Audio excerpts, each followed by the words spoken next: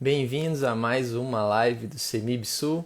Dessa vez a gente vai falar sobre avivamentos, batismo no Espírito Santo, manifestações sobrenaturais do Espírito nas igrejas, pentecostalismo, várias questões aí que surgem. Geralmente elas não são tratadas de uma maneira equilibrada.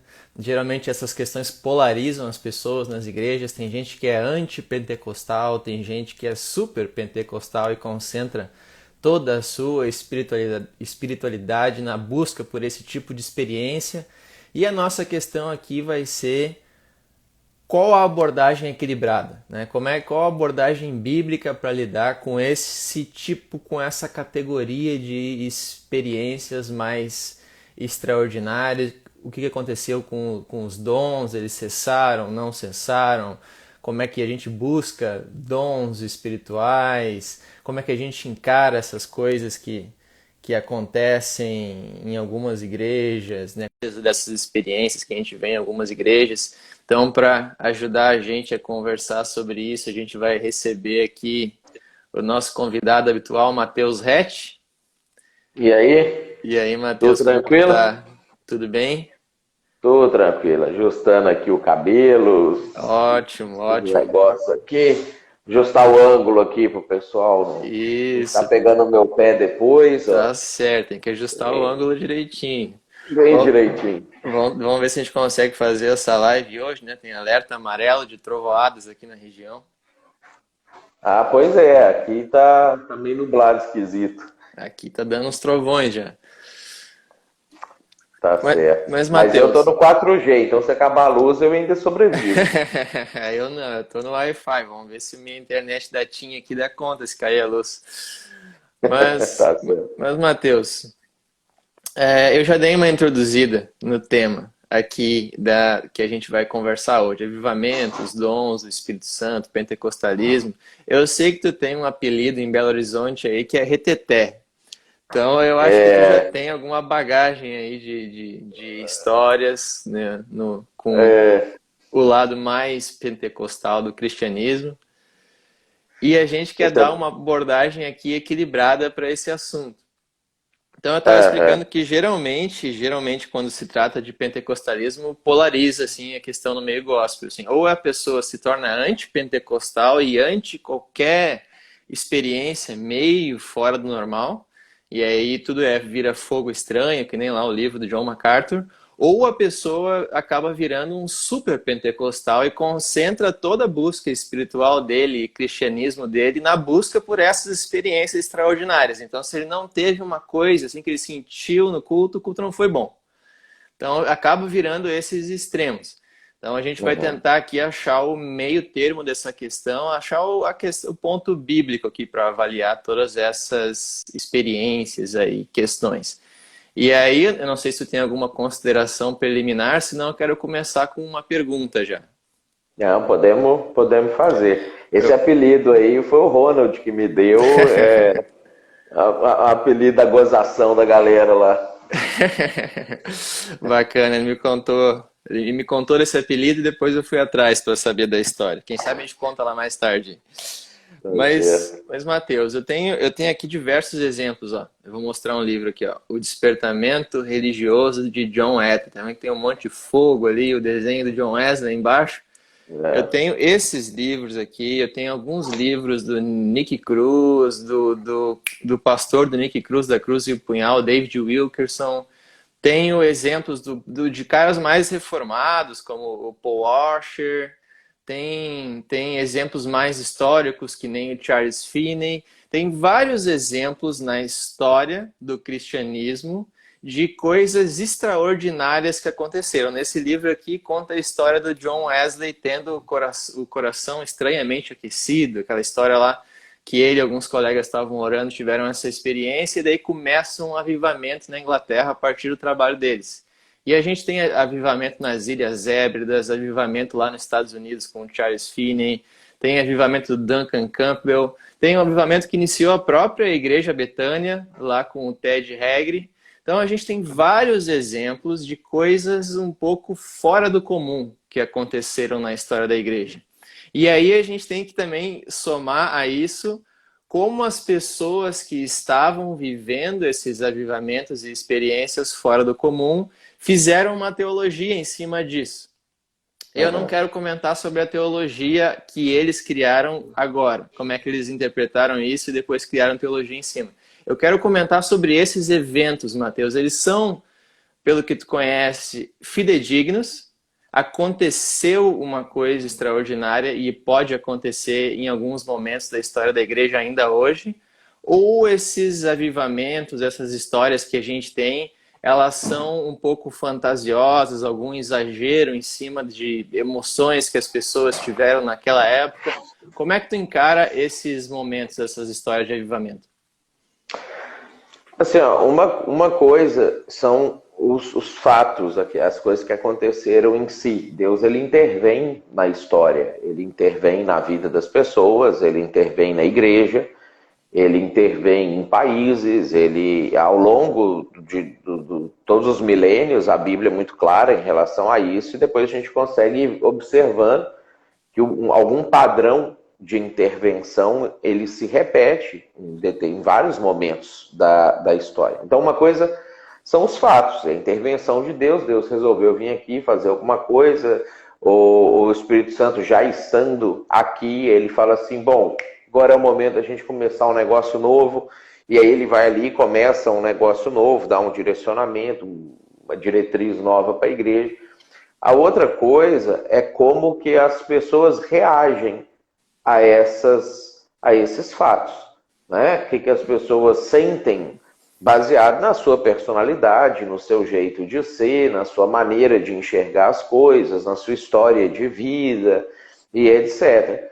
E uma terceira coisa é como as outras pessoas que não presenciaram aquele fato, às vezes tentam reproduzir os sentimentos que as pessoas que presenciaram tiveram, a partir dos relatos das pessoas que presenciaram. Então, quando a gente olha para essa situação, eu acho que isso é o que causa essa dicotomia, essa, vamos dizer assim, essa oposição tão grande entre quem acredita e quem não acredita, ou quem é pentecostal e quem é tradicional ou não pentecostal, ou continuista e cessacionista. Eu acho que o grande dilema deles é que, às vezes, você tem o pentecostal que não vivenciou o fato reproduzindo ou tentando reproduzir uma reação de quem presenciou o fato, e aí você tem uma pessoa que analisa isso aqui, percebe que isso aqui está sendo produzido, não é uma coisa genuína, e aí, por causa disso aqui, condena o que essa pessoa estava tentando reproduzir. Sendo que o que a pessoa estava tentando reproduzir, de fato, aconteceu. Então, eu acho que isso é que acaba gerando essa confusão, essa discrepância nas interpretações de como que essas coisas acontecem. Claro, e somado a isso, Matheus, também tem a questão de que muitas vezes as pessoas que viveram de fato experiências extraordinárias com Deus, elas mesmas não sabem muitas vezes interpretar teologicamente o que elas acabaram de viver. A gente vê David Wilkerson, da Cruz e o Punhal. Ele formulou uma teologia em cima de uma experiência que ele teve com Deus, como se aquilo fosse a regra para todas as pessoas. Quem quiser se livrar das drogas tem que ter o batismo com o Espírito Santo, a gente já vai falar dele daqui a pouco, e aí vai se libertar das drogas. Então pode ser que esse tenha sido de fato o caso do Nick Cruz, né? Você vai ler os livros dele, eu não duvido que ele esteja falando a verdade. Só que eles tornam isso a regra para todo cristão, e se tu não teve aquela experiência, tu se tornou um cristão de segunda classe, digamos assim. E isso se você é um cristão, né? Alguns vão dizer que você nem seria um cristão genuíno. Uhum. Então, Matheus, a questão é, eu vou fazer uma outra pergunta que tu meio que já respondeu. Experiências extraordinárias com o Espírito Santo, como essas que a gente vê ao longo da história, são bíblicas e possíveis ainda hoje, né? Como a gente vê isso acontecendo na história da Bíblia lá desde o Antigo Testamento, e isso é uma coisa que está aberto ainda hoje para acontecer? Deixa eu te dar um exemplo disso que eu acho que é interessante para a gente analisar. O primeiro, o Espírito Santo é Deus, né? Assim como o Pai, assim como Jesus. Então, todas as vezes que a Bíblia aparece Deus Pai, ou Deus Filho, ou Deus Espírito Santo, Deus está aparecendo, né? E aí, embora são pessoas diferentes, em questão de glória, de soberania e etc., não existe diferença entre eles. Só que a gente vai perceber que nas aparições, nos encontros, vamos dizer assim, que Deus tem com pessoas, cada um reage de uma forma diferente, de acordo com o seu nível de compreensão, de acordo com a sua personalidade. Então, por exemplo, Deus aparece para Abraão em Gênesis capítulo 18. E qual que é a reação de Abraão? Ele faz um almoço para Deus. Prepara uma comida, manda lavar os pés, ele não cai, não tem um êxtase, não tem um negócio, e fica batendo papo com Deus. Depois 2 anjos vão lá destruir Sodoma e ele fica ali, Deus, tiver 10, tiver 50, tiver 30, não vão destruir, não sei o que, não sei o que. Aí depois Jacó tem uma experiência de um encontro com Deus. O que ele faz? Ele luta com Deus, ele agarra e segura e revira e aquele negócio todo. Depois Moisés tem uma experiência de encontro com Deus. O que ele faz? Ele sai dali brilhando, né? Depois Daniel tem uma experiência de encontro com Deus. O que ele faz? Ele cai, perde os sentidos, ele entra em êxtase, ele perde ali o controle e cai no chão. Então, assim, todas as vezes que a gente vê isso acontecendo na Bíblia, nós vamos perceber que não existe uma única reação, ou um único comportamento para esse tipo de situação. Ele varia de acordo com a personalidade da pessoa, a consciência da pessoa, o conhecimento da pessoa, o momento histórico que a pessoa está vivendo, produz uma reação diferente, desde vamos comer um novilho com coalhada até cair no chão e perder o sentido, ficar em êxtase. Então isso vai acontecendo no Novo Testamento, vai acontecendo ao longo da história. Episodicamente, isso não é uma coisa que acontece todos os dias com frequência, basta você colocar uma música repetitiva, quase como um mantra ali, que aí todo mundo vai poder ter essa mesma experiência. Então isso não é uma coisa que você reproduz intencionalmente, né? Mas acontece. E todas as vezes que isso aconteceu, gerou uma reação diferente. Então imagina assim, se Abraão tivesse criado uma teologia de encontros com Deus devem ser regados a novilho com coalhada, né? Ia ser uma coisa talvez muito mais interessante do que se Daniel tivesse criado uma teologia e falado assim, não, encontros com Deus devem gerar em você um êxtase que você cai no chão. Né? Eu preferia comer um churrasco com coalhada quando eu encontrasse com Deus.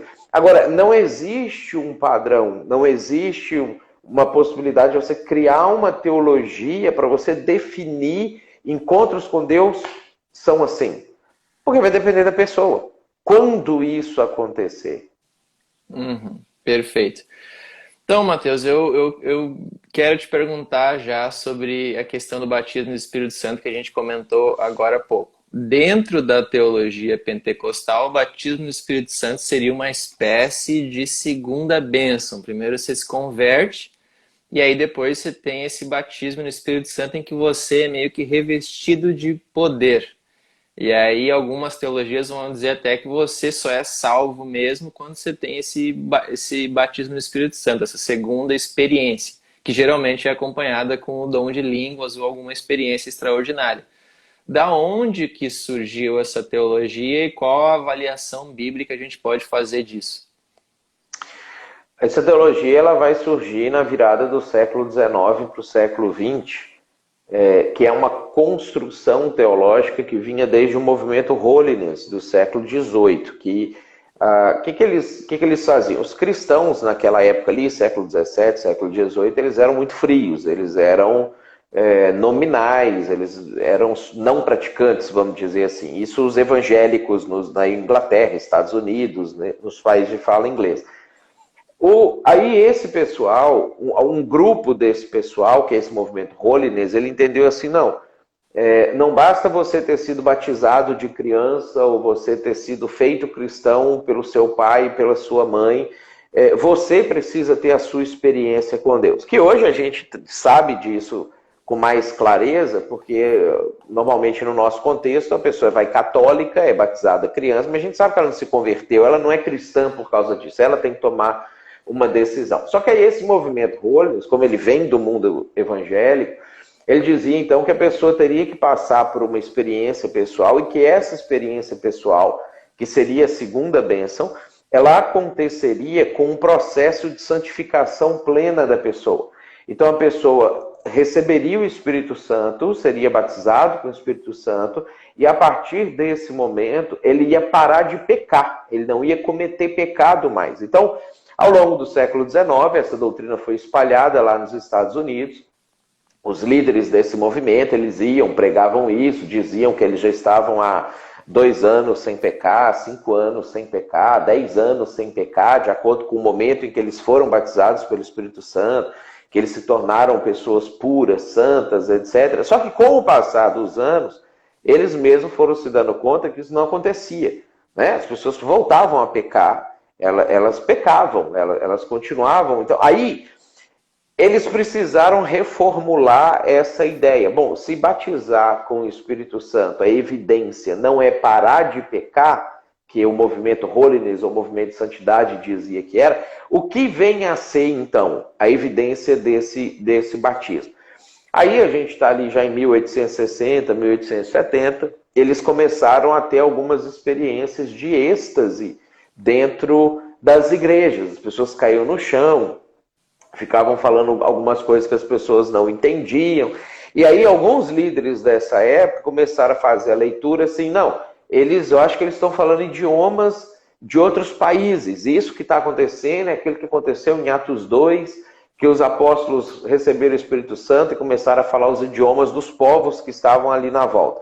Aí eles começaram a entender que Deus queria que essas pessoas fossem enviadas para os países dos idiomas que eles supostamente estavam falando, para eles poderem evangelizar os países. Então, começou a mandar, isso aqui parece Olof, mandava o cara para o Senegal. Isso aqui parece crioulo, mandava o cara para o Togo. Isso aqui parece chinês, mandava o cara para a China. Quando essas pessoas chegavam lá, elas não estavam falando os idiomas desses lugares. Então a gente teve um período de envio e depois um período de retorno dessas pessoas, porque eles não falavam, não conseguiam se conectar com a cultura local e eram expulsos de lá, ou eles mesmos viam que eles não iam dar conta de sobreviver lá daquela maneira, voltavam para os Estados Unidos. E aí eles tiveram que fazer uma terceira reformulação nessa doutrina. Eles falaram assim, não, então, se eles não estão falando idiomas desses países, deve ser que eles estão falando a língua dos anjos. Aí eles começaram a derivar a doutrina, ou a percepção, ou a explicação de que não, então o batismo com o Espírito Santo é falar dons de línguas estranhas. Só que aí, como ninguém tem como validar se aquilo que a pessoa está falando é língua estranha de anjo ou não, se ele está fingindo, se ele está simulando aquilo ali, aí esse movimento começa a crescer, porque pessoas que observam as outras que eram tidas como mais espirituais, porque tinham falavam o que eles entendiam que seriam línguas, começaram a reproduzir isso também na sua vida, nas suas igrejas locais. Eles iam nessas igrejas, faziam os congressos, aprendiam a falar em línguas, voltavam para as suas igrejas e reproduziam aquilo ali. Aí eram tidos por espirituais, aí mais gente queria imitar. Aí, na virada do século XIX para o século XX, isso passa a ser sistematizado, cria-se uma teologia pentecostal definitiva, vamos dizer assim, que vai explicar que não. Batismo com o Espírito Santo, a segunda bênção, é falar línguas estranhas. E aí a gente entra no século XX tendo isso como sendo a evidência do batismo com o Espírito Santo.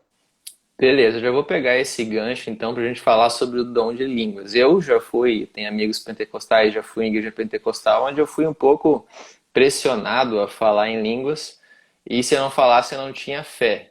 Então tem essa coisa de eu ser encorajado a reproduzir o que eu vejo outras pessoas fazendo. Eu tenho aqui um livro do Don Carson aqui atrás, que não consigo pegar agora, em que ele relata um estudo que foi feito, onde os caras pegam e gravam pessoas falando em línguas em igrejas e levam para pessoas que dizem que têm o dom de interpretação. E cada um fez uma interpretação diferente do que foi gravado ali no negócio na gravação de línguas. Mas assim, Matheus, o que é o dom de línguas mesmo? Tu falou que eles foram mudando a explicação, que era línguas, né, de outros povos, e depois língua dos anjos, e depois... Porque, né, tem várias explicações diferentes. A Bíblia fala em dom de línguas, e eu também conheço gente séria que fala que ora a Deus em línguas e que é edificado por isso. Mas o que é o dom de línguas biblicamente? Como é que a gente pode encarar essa questão? Tá. Primeira vez que isso vai aparecer vai ser lá no Pentateuco, no livro de Números. O Moisés, ele está tendo a autoridade dele ali dificultada, ele não está conseguindo liderar o povo direito, está tendo problema, ele faz uma oração para Deus em relação a isso, fala com Deus. Aí Deus fala com Moisés assim, não, vamos fazer o seguinte, você vai pegar 70 pessoas ali do meio do povo de Israel, 70 anciãos, você vai nomeá-los como auxiliares seus, e eu vou pegar o espírito que está em você e eu vou colocar nessas pessoas. Quando isso acontece, eles passam a ter uma manifestação espiritual visível diferente, que a gente poderia chamar de algo estranho, né? Que o Moisés registra isso com a palavra, eles estavam profetizando, porque eles falavam coisas que as pessoas entendiam que era da parte de Deus, mesmo que aquilo não era muito bem compreendido, era um êxtase que eles entraram e eles estavam fazendo aquilo ali. Depois, os 69 param de fazer isso, um fica fazendo, no meio do arraial, o próprio Josué chega para Moisés e fala assim, o cara está fazendo um negócio estranho lá. Né? E aí e proíbe ele. O Moisés falou, eu não. Deus colocou ali o espírito nele para ele fazer, deixa ele fazer. E aí esse sujeito faz, mas depois cessa. Aí nós vamos encontrar isso acontecendo de novo lá em 1 Samuel, num momento em que Samuel está reunido com alguns outros profetas, Saul vai lá mandar matar, vai lá mandar que eles digam onde é que o Davi está, sob pena de matar aqueles profetas. E aí o Saul, quando vai chegando, o próprio Saul, ele entra nesse êxtase, ele cai no chão, e aí ele fica tendo essa experiência, que hoje a gente chama de falar em línguas. E aí ele tem esse êxtase de falar coisas incompreensíveis, passa a noite lá contendo essa experiência e tudo mais, tanto que o povo falou assim, Saul também tem entre os profetas? De forma que eles não compreenderam direito por que aquilo aconteceu. Isso vai se repetir depois no livro de Atos, não no capítulo 2, porque o que acontece no capítulo 2 é que eles estavam falando idiomas das pessoas, mas vai repetir um pouquinho mais para frente, quando Pedro prega para Cornélio, que era um gentio, que os judeus não queriam aceitar como convertido. E o Cornélio tem a experiência com algumas pessoas da casa dele, para deixar claro para Pedro, olha, o Espírito Santo também aceitou essas pessoas como parte da comunidade. E aí Pedro valida, junto com os outros judeus, dá para a gente receber eles como cristãos, porque eles tiveram uma experiência espiritual indubitável, sendo da parte do Espírito Santo. Então, depois Paulo vai falar sobre isso lá em 1 Coríntios, e depois, ao longo da história, não só agora no movimento pentecostal recente, que eles chamam da Rua Azusa e aquela coisa lá, mas ao longo da história, na Idade Média, vários momentos, em alguns lugares específicos, movimentos de despertamento da Igreja Católica, em algumas comunidades específicas, começam assim. Só que o que nós vamos perceber em todos esses movimentos é que eles são pontuais. Eles não são coisas que acontecem e acontecem com todo mundo e acontece para sempre e continua sendo. Eles acontecem para marcar momentos, às vezes, de virada, momentos que as pessoas não estão querendo fazer alguma coisa que Deus quer e aí Deus quer fazer com que eles façam aquilo, momentos que Deus está tentando validar um movimento novo da igreja, que as pessoas não aceitariam, e aí Deus manifesta de uma maneira espiritual que não tem mais como as pessoas negarem que foi uma ação de Deus. E aí acontece, valida, cria-se um novo movimento e para, né? Agora, algumas pessoas, em alguns momentos, elas vão tentar manter a reprodução desse tipo de coisa acontecendo. Aí é que a confusão começa. Porque ele para de ser um movimento espontâneo do espírito, ele passa a ser uma ação reproduzida das pessoas, não faz sentido mais pelo momento que aquilo ali está acontecendo, e aí as pessoas têm que validar aquilo ali, e aí, o que é o problema? A maioria dos cristãos, boa parte desses que você mencionou ali, e isso é um problema crônico da igreja, eles não conhecem o Antigo Testamento. O crente não lê o Antigo Testamento. Então, eles muitas vezes não sabem da onde que essas coisas surgiram, derivaram, por que que aconteceu, que não é uma coisa assim inaugural de Atos, do movimento, tanto que o próprio termo movimento do Pentecostes é um termo biblicamente equivocado, porque isso não tem a ver com o Pentecostes em si. O Pentecostes era uma festa que eles celebravam, que Deus tinha dado a lei no Antigo Testamento, as tábuas lá dos 10 mandamentos, e que isso tinha acontecido de alguma maneira com Deus imprimindo com fogo na pedra, e porque eles receberam o Espírito Santo como fogo descendo sobre eles, cumprindo a profecia de Jeremias, que Deus ia escrever a lei no coração deles. Deus usa o dia de Pentecostes para poder fazer essa ligação, não para começar um movimento de batismo com o Espírito Santo como dom de línguas, né? Então, esse desconhecimento do Antigo Testamento faz com que as pessoas derivem teologia, não da Bíblia, mas de experiências episódicas que aconteceram ao longo da história em algum momento. Entendi, Mateus. Então, tu não coloca em descrédito, muitas vezes, as experiências que as pessoas tiveram ao longo da história, mas sim a reprodução que outros observadores fizeram daquilo e tentam fazer aquilo hoje, quando já foge do padrão bíblico, foge do propósito de Deus para ter concedido aquelas experiências no passado para algum grupo específico. E tu fez uma distinção também entre o dom de línguas, de que Paulo fala, e o falar de línguas estrangeiras que acontece em Atos 2. Aquilo que acontece em Atos 2 não é o dom de línguas de que Paulo fala? Que Paulo fala em 1 Coríntios 12 e 14, quando ele está organizando o culto, não. Uhum. Ali, em Atos 2, você tem gente, eles mesmos citam ali de vários países diferentes, e eles passam a escutar a pregação do Evangelho, é uma coisa compreensível para cada um deles no próprio idioma deles. Então eles falam assim, poxa, eu estou escutando em latim. Aí o outro fala assim, não, esse aqui está falando comigo em sírio. Aí o outro fala assim, não, esse aqui está falando comigo em copta.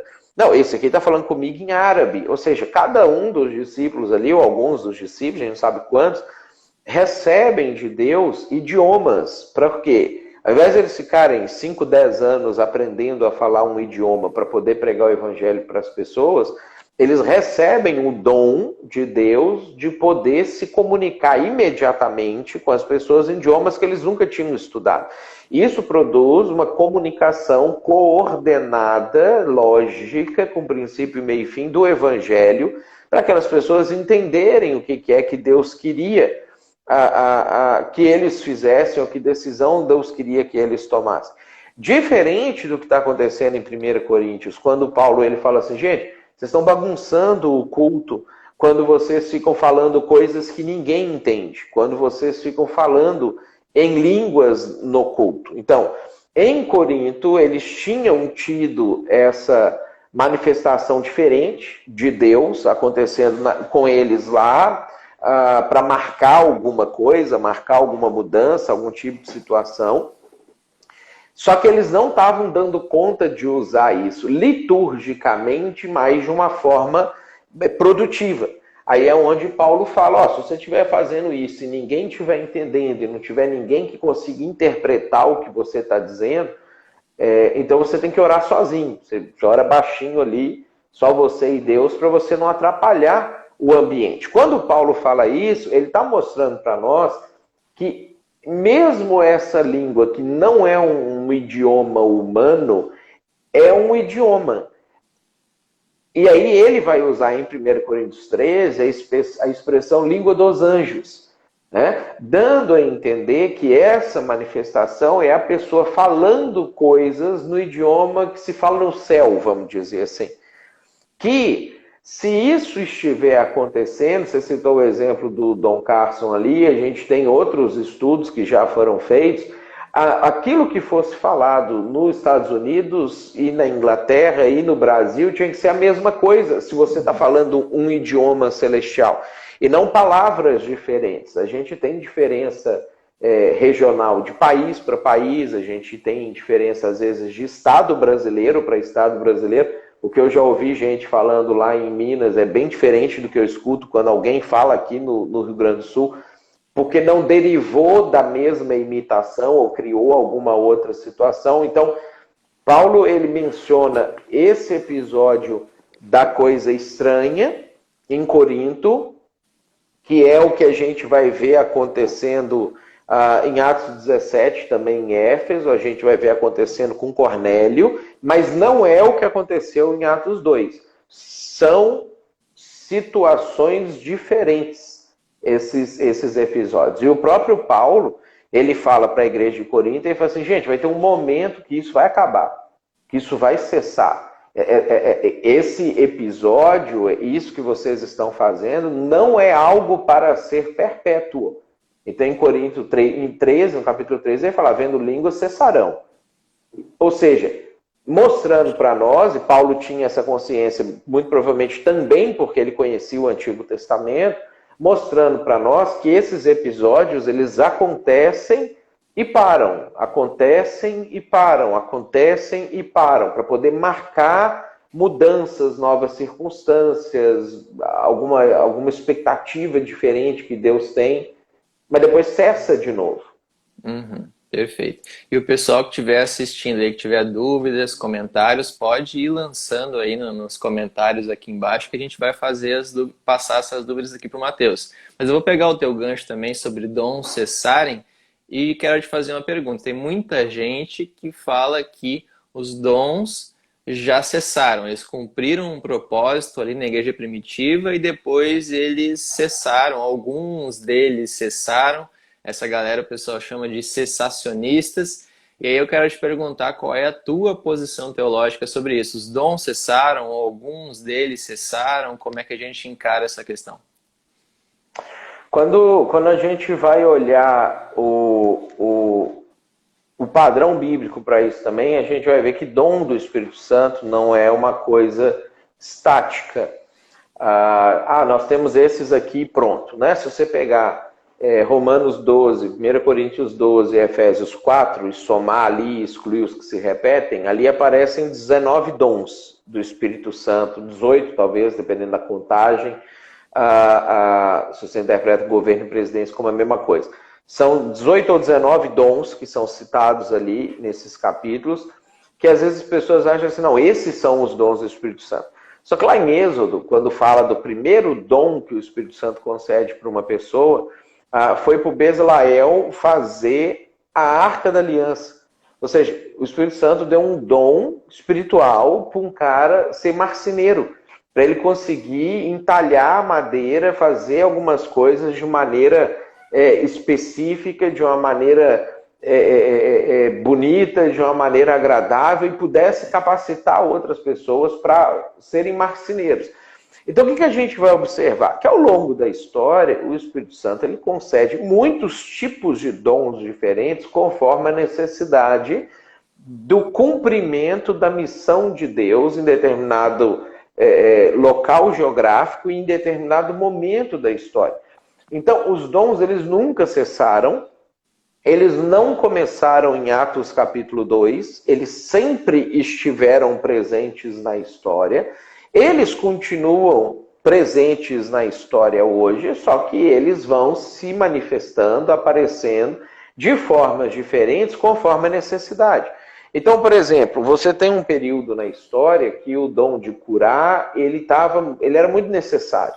Então, Jesus faz isso, os apóstolos, alguns apóstolos, conseguem fazer isso também em algum momento específico, para mostrar uma continuidade com o ministério de Jesus e validar a fala deles em alguns momentos, mas depois você vê que isso para, isso cessa.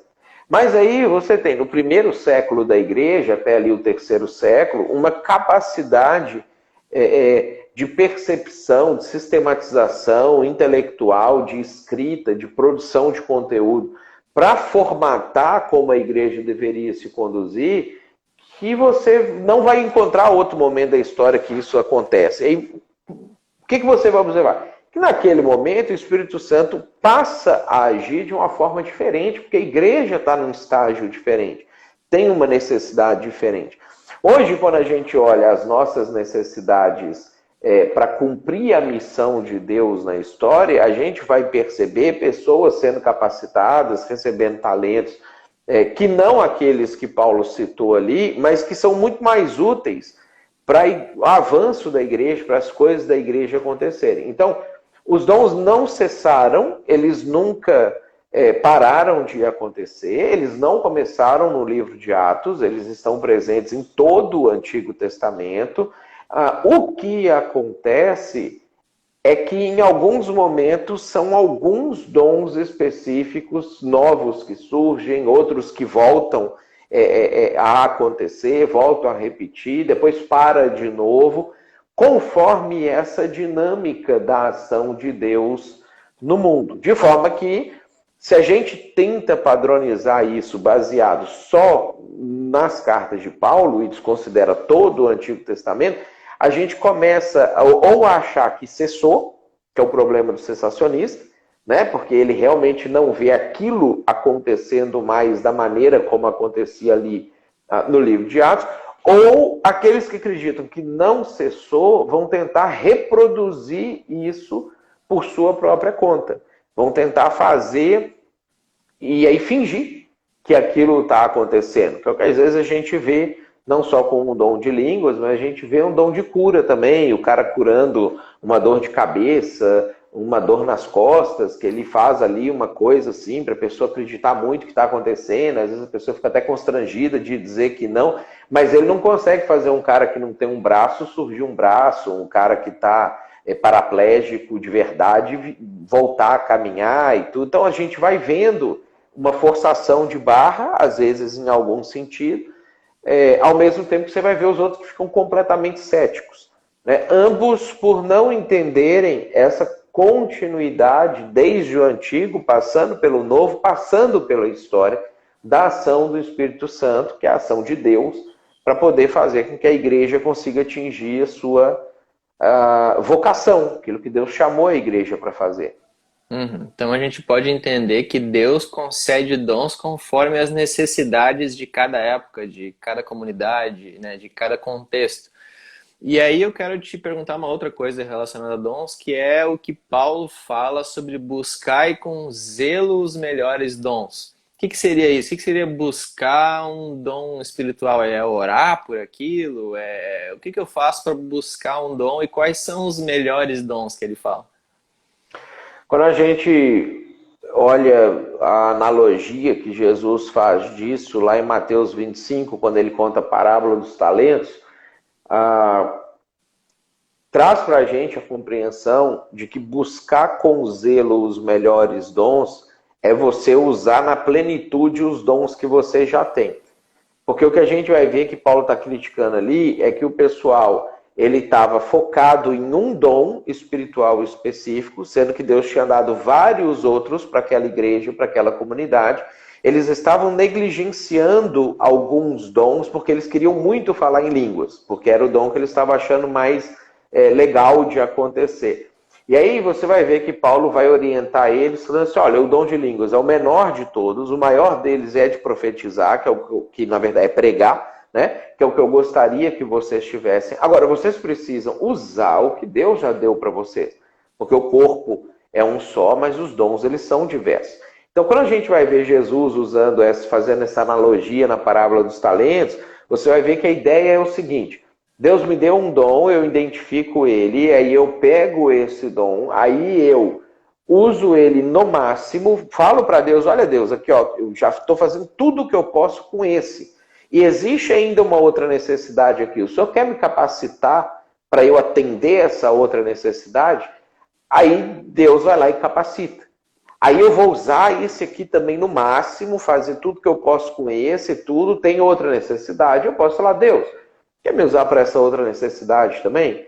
Aí ele vai lá e me capacita. Então a ideia é, eu identifico o que eu tenho, uso isso na plenitude e me disponibilizo para poder receber mais um, para poder ter mais um dom, para poder continuar testemunhando, que o objetivo de todos os dons é dar testemunho de Jesus para outras pessoas, para não cristãos, pessoas que não conhecem a Jesus. Então eu vou usar isso na minha plena capacidade. Aí Deus vai lá e me dá mais um. Aí ele me dá mais uma capacitação, ele me dá mais uma condição para eu poder fazer mais alguma coisa, e assim eu vou sendo capacitado por Deus para poder usar na plenitude. O que eu tenho que identificar hoje é quais são os dons que são necessários hoje, na minha comunidade local, na região que eu vivo, na cidade que eu vivo. Então, eu moro aqui no Vale dos Sinos, região metropolitana de Porto Alegre. Então, quais são as principais necessidades que as pessoas têm e como Deus pode me capacitar para eu conseguir atender essas principais necessidades? Então, por exemplo, hoje a gente vai identificar que uma das principais necessidades das pessoas é na área emocional. As pessoas estão fragilizadas, estão precisando se encontrar e vivem em algumas crises, a gente está em um momento de transição social. Então é muito mais útil que eu consiga aconselhar, incentivar, motivar as pessoas do que se eu ficar na igreja falando em línguas. Então é muito mais provável que nesse momento o Espírito Santo vá capacitar pessoas aqui na nossa região com sensibilidade, com percepção, com a possibilidade de comunicar com essas pessoas para testemunhar Jesus a partir daquilo que elas precisam que seja feito. Agora, nada impede que em um determinado momento Deus queira assim: não, eu gostaria que agora a igreja mudasse o rumo, caminhasse para cá, e a igreja não entendesse, resistisse, que houvesse uma manifestação espiritual de êxtase, de uma coisa diferenciada, de falar em línguas, de coisas assim acontecer, para marcar para a igreja: ó, gente, eu quero mudar o rumo aqui. E confirmasse isso para todas as pessoas, para que as pessoas abraçassem aquela ideia e mudassem de rumo. E aí isso para. Por quê? Porque agora a gente precisa de novas ferramentas, novos dons para poder fazer novas coisas. Entendi. Então, a gente interpreta essa orientação de Paulo de buscar os dons à luz da parábola dos talentos de Jesus, que é: eu fazer a melhor administração possível dos dons que eu já tenho e a partir deles eu depois buscar os dons que seriam mais úteis para a minha comunidade, no meu contexto, pedir que Deus me capacite para ajudar nessas áreas. Então, acho que ficou bastante claro. E aí eu quero te fazer uma outra pergunta, Matheus, que tem a ver com a pergunta da Flávia aqui no nosso comentário, que é uma avaliação do que a gente vê hoje no movimento pentecostal. Então, tem precedente para a gente interpretar que experiências mais estranhas, vamos dizer assim, de êxtase, podem ser ação de Deus mesmo. Tem o Saul na casa dos profetas, aconteceu em alguns momentos importantes da história. Só que também a gente vê que experiências de êxtase acontecem sem o Espírito Santo também. Tu vai numa rave, tu vai num show de rock, tu vai numa coisa que tem uma música com uma batida específica, aquilo lá gera um êxtase, gera uma resposta emocional e gera quase uma sensação de transcendência. Alguns caras que vão em rave relatam. E aí a gente tem que saber diferenciar uma coisa da outra, né? O que é uma coisa do Espírito Santo, o que não é. Só porque é estranho não quer dizer que não seja do Espírito Santo. Tem um livro aqui do Jonathan Edwards, que é um cara bem racional, e que na época dele ele viu acontecer umas coisas que eram de Deus e eram estranhas. E ele escreve um livro que eu tenho aqui, que é para acalmar o pessoal, dizendo, ó, só porque é estranho não quer dizer que não é de Deus, mas essas são as categorias que a gente deve usar para avaliar, para ver se aquilo é de Deus ou não é. Então vamos tentar pensar aqui, para quem está no contexto pentecostal, ou para quem tem amigos no contexto pentecostal, ou está analisando essa questão, como é que a gente sabe que as manifestações que a gente vê numa igreja, né, mais provavelmente uma pentecostal, são de Deus ou são uma reprodução, são um estado emocional induzido pela música ou pela cabeça da pessoa, ou é uma imitação, né? Ou pegando a pergunta da Flávia aqui, hoje podemos acreditar que estão mesmo falando em línguas na igreja? Como é que a gente sabe? Quais são os critérios, Mateus? Olha, assim, ó, a Bíblia vai falar que a gente julga todas essas coisas pelos frutos que aquilo produz, né? Então, quando a gente vai ver os movimentos que aconteciam no Antigo e no Novo Testamento de manifestações do Espírito Santo, a gente vê que a partir desses movimentos surgia uma ação de alto impacto para a comunidade, seja a comunidade de Israel, seja a comunidade gentios, sejam cidades ou países específicos ali no desenvolvimento do Evangelho de Paulo. Então você vai ter como um padrão, vamos dizer assim, uma frutificação especial do movimento do Evangelho, de pessoas se convertendo, de pessoas amando a Deus, de pessoas se santificando, de pessoas que não vão viver aquele momento no domingo ou no culto e depois vão ser pessoas como elas eram antes, né? Então, a maneira que a Bíblia traz para a gente fazer análise, fazer julgamento das coisas é a questão dos frutos, que é o que Paulo vai, inclusive, contestar com a igreja de Corinto, porque eles estavam tendo algumas manifestações espirituais, estavam extremamente focados naquilo, começaram a fazer errado aquilo que eles estavam fazendo, e a igreja em si estava um caos. Era o filho pegando a mulher do pai dele, era o pessoal com avareza, era o pessoal debochando de Paulo, era uma igreja dividida, era não sei o quê, ou seja, os frutos não estavam correspondendo com a manifestação do que estava acontecendo ali. E aí Paulo vai lá e fala assim, nossa, eu acho que vocês têm que parar com isso, porque parece que o que vocês estão fazendo é confusão, né? Então a gente não tem assim como saber efetivamente assim, fulano de tal está fingindo fazer aquele tipo de coisa.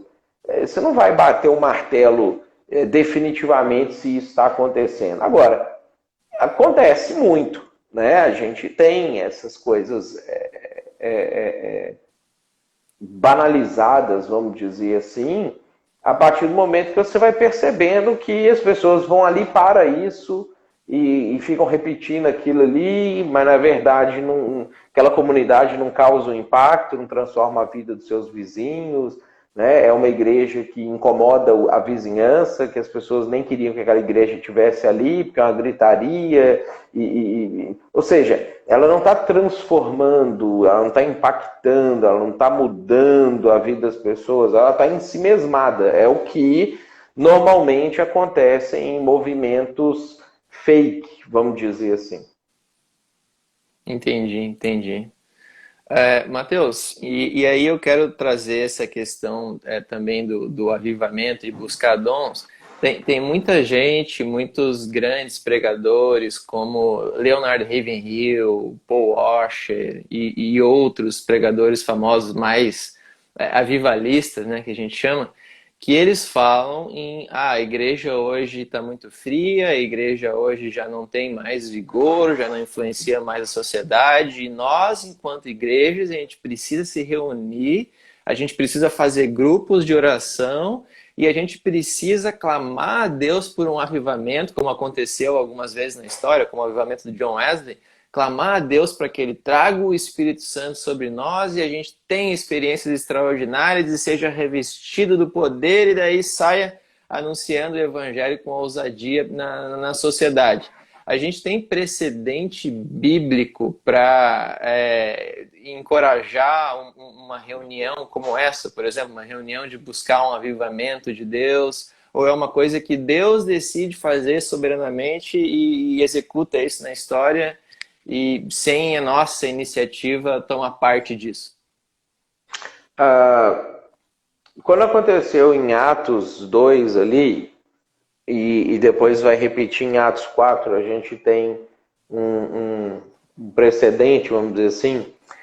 O primeiro caso, ele foi feito a partir de uma ordem direta de Jesus. Ele falou para os discípulos, vocês vão ficar em Jerusalém até acontecer um negócio diferente, que vai ser a manifestação do Espírito Santo em vocês. E aí depois vocês vão sair e vão ir até os confins da terra. Então, eles ficaram ali em torno de 10 dias, orando e buscando a Deus. Só que oração não era uma exceção na vida dos discípulos. Eles faziam isso continuamente. Eles se reuniam de casa em casa e oravam e buscavam a Deus e coisas assim. Então, eles não saíram para fazer antes daquilo acontecer. Esse foi o único momento em que eles tinham uma ordem de não ir antes que algo acontecesse.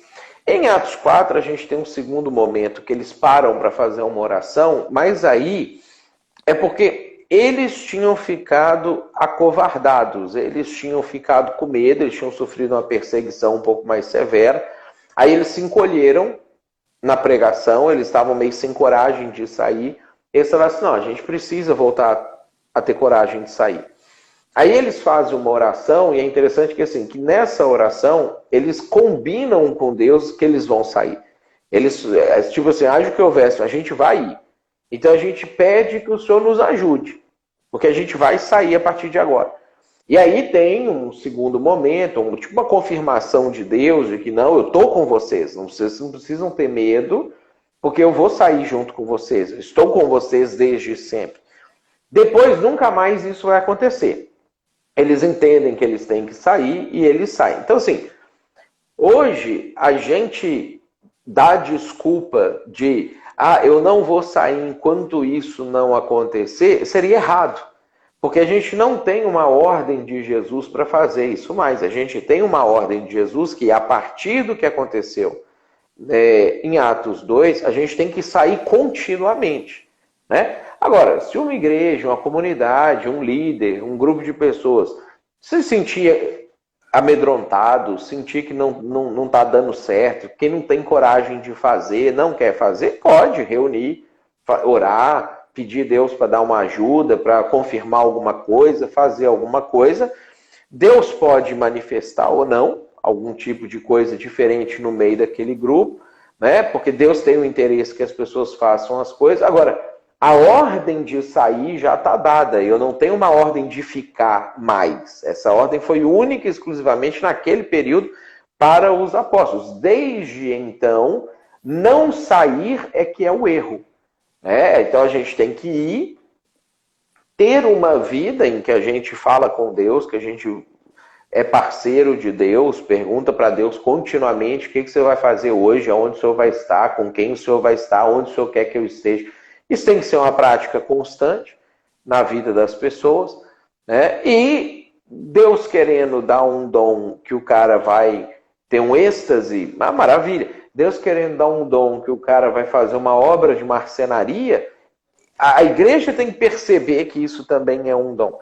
Deus querendo dar um dom que o cara vai conseguir entrar na internet e fazer uma comunicação fantástica do evangelho, que Deus vai dar um dom para o cara tocar um instrumento, que Deus vai dar um dom para o cara se sensibilizar com a pobreza no entorno dele, que Deus vai dar um dom para o cara conseguir aconselhar melhor as pessoas. Essa percepção é que às vezes a gente perde porque a gente fica esperando que Deus faça uma coisa específica, que é o erro da igreja de Corinto, quando ele já está fazendo um monte de outras coisas e a gente está assim, não, mas esse dom eu não quero, mas eu não vou sair para pregar, mas eu não vou comunicar, mas eu não vou fazer o que ele espera de mim, porque eu não tive aquela coisa específica acontecendo comigo. Entendi. E esse dom de tocar instrumentos é um que a gente não recebeu de Deus, né, Matheus? Não, a gente ficou de fora desse aí. Tocar, cantar, Deus negou completamente pra gente essa. Então, mas aqui tu já trouxe uma boa orientação para a gente saber como reagir aqueles pastores. Eu consigo pensar em pregações do Paul Washer, em que ele fala: você entra no seu quarto e aí você fica orando e não saia para ir lá para pregar, para evangelizar, enquanto você não tiver uma experiência assim, assim, assado, porque senão você vai estar indo da sua cabeça e não pelo Espírito de Deus. Não, não é isso que a gente vê como o padrão bíblico. A gente deve estar indo, fazendo e orando enquanto faz, né? Obedecendo a Deus.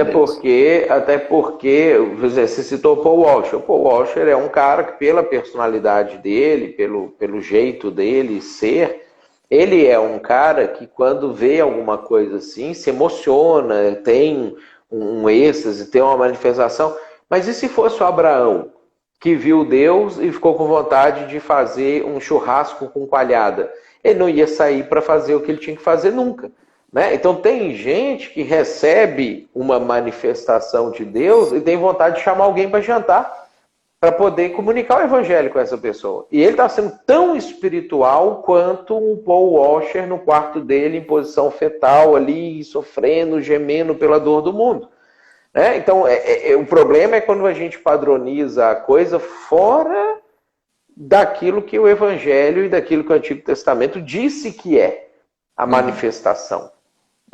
perfeito. Não cair em nenhum extremo. Aqui a Bruna, nos comentários, conta a história de que ela, né, andou por algumas igrejas e agora tem uma igreja que está no meio termo, assim, entre uma mais tradicional e uma com alguns aspectos mais pentecostais também. E aí a gente tem uma pergunta aqui do Diogo, se os dons então não seriam permanentes no cristão. Eu poderia ter um dom numa época da vida e depois não ter mais aquele dom, quando aquilo lá não é mais o propósito de Deus para me usar naquele lugar? Ou como é que seria essa questão dos dons ao longo da minha história como cristão? Pode acontecer, de Deus dar dom para o cara em um determinado momento da vida, depois falar assim, isso aqui não é necessário mais, vou te dar outros. E aí a pessoa passar a fazer outras coisas. Ou pode ter algumas pessoas que vão ter aquilo continuamente. Né? Vamos pegar o exemplo dos 70 anciãos lá do Números, do livro de Números. 69 deles tiveram pontualmente e parou, um ficou. Né? Então não existe um padrão absoluto a respeito dessa situação. Né? Paulo, quando ele fala, por exemplo, do dom de línguas em relação ao que estava acontecendo com ele fala que ele tinha isso permanentemente na vida dele. Né? Então a gente vai observar que o padrão é aquilo que o Jefferson colocou ali. Os dons, eles não são um fim em si mesmo. Eles são um meio para algo. Então, quando o meio tem que ser diferente e a pessoa continua dentro da vontade de Deus, buscando satisfazer a Deus e etc., Deus pode falar, beleza, agora eu vou parar com isso aqui e nós vamos começar a fazer um outro negócio. Toma aqui um novo dom para você executar essa nova fase do seu ministério, da sua vida, do lugar que você está, e a pessoa passar a ter. Ou Deus pode falar, toma, isso aqui é seu para sempre, você vai ficar com esse aí para sempre, e dá para umas pessoas, e depois não dá para outras, e daqui a 100 anos esses aqui não vão existir mais, outros vão passar a acontecer, e por aí vai. Isso que é um negócio, não existe na teologia bíblica um padrão para esse tipo de coisa acontecer. Existe Deus fazendo isso conforme as necessidades. Entendi. E aí, Matheus, eu quero, para a gente estar encaminhando já para o final dessa live, eu quero te fazer uma pergunta agora mais caminhando para uma coisa mais minha relação pessoal com o Espírito Santo, como ficar cheio do Espírito Santo. Mas o quão inaugural foi o evento de Atos 2 do Espírito Santo com as línguas de fogo lá, ficar sobre as pessoas e elas falarem em outros idiomas? Tu falou que o pessoal erroneamente chama só isso de Pentecoste, quando é uma coisa que já vem desde antes. Mas o quão inaugural foi? As pessoas antes não tinham um Espírito Santo tão plenamente quanto a partir daquele momento, e agora todos os crentes têm, ou aquilo não tem nada de tão especial assim? Quão inaugural foi aquilo lá? Aquilo ali vai ser a concretização do plano de Deus, lá de Êxodo 19, do sacerdócio universal de todos os crentes. Porque o que acontecia na época com o povo de Israel no Antigo Testamento? O fato deles serem salvos não implicava em eles receberem o Espírito de Deus. Eles eram salvos porque criam em Deus, faziam ali os seus rituais de culto, mas como a maioria deles vivia a vida comum deles, o dia a dia, acordava, ia trabalhar, voltava para casa e ia dormir, nem existia razão específica do Espírito Santo vir sobre eles naquele momento que eles estavam vivendo só o cotidiano deles. E aí, no Antigo Testamento, quando Deus separava uma pessoa para ser um profeta, para ser um rei especial, uma pessoa que cumpriu uma missão especial, o Espírito Santo vinha sobre aquela pessoa para ela poder fazer aquilo e viver aquela vida especial. Em Atos 2, nós temos a confirmação de Deus de que todos os crentes deveriam viver uma vida especial. Deveriam viver em missão, são sacerdotes e deveriam cumprir coisas que antigamente era só o rei Davi, o profeta Elias que fazia. Ou seja, agora todos os cristãos têm isso. Então, a inauguração de Atos 2 é que agora toda pessoa que se converte, no momento da sua conversão genuína, que ele aceita Jesus, que ele confessa os seus pecados a Deus, que ele se arrepende da vida que ele teve, nesse momento ele é batizado com o Espírito Santo. Ele recebe o Espírito Santo na vida dele, ele passa a ter essa comunhão pessoal com Deus habitando dentro dele, selando ele, e a salvação dele é confirmada por essa ação de o Espírito Santo passar a viver dentro dele. Então isso não acontecia antes com todas as pessoas, eram só com pessoas pontuais, às vezes em momentos pontuais. Você vê, Davi tinha o Espírito Santo o tempo todo dentro dele, Sansão tinha em momentos específicos que ele ia ficar forte para fazer alguma coisa.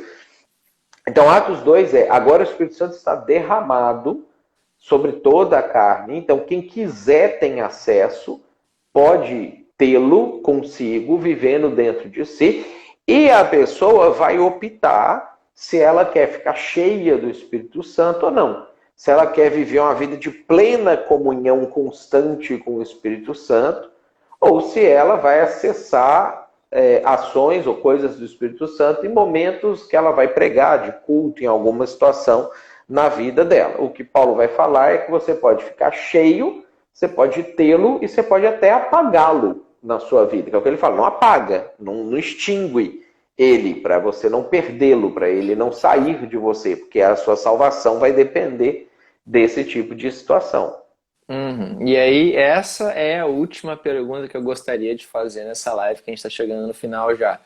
Como ficar cheio do Espírito Santo? Você já falou que a gente pode ser cheio, que a gente pode só manter mais ou menos, que a gente pode apagar o Espírito Santo.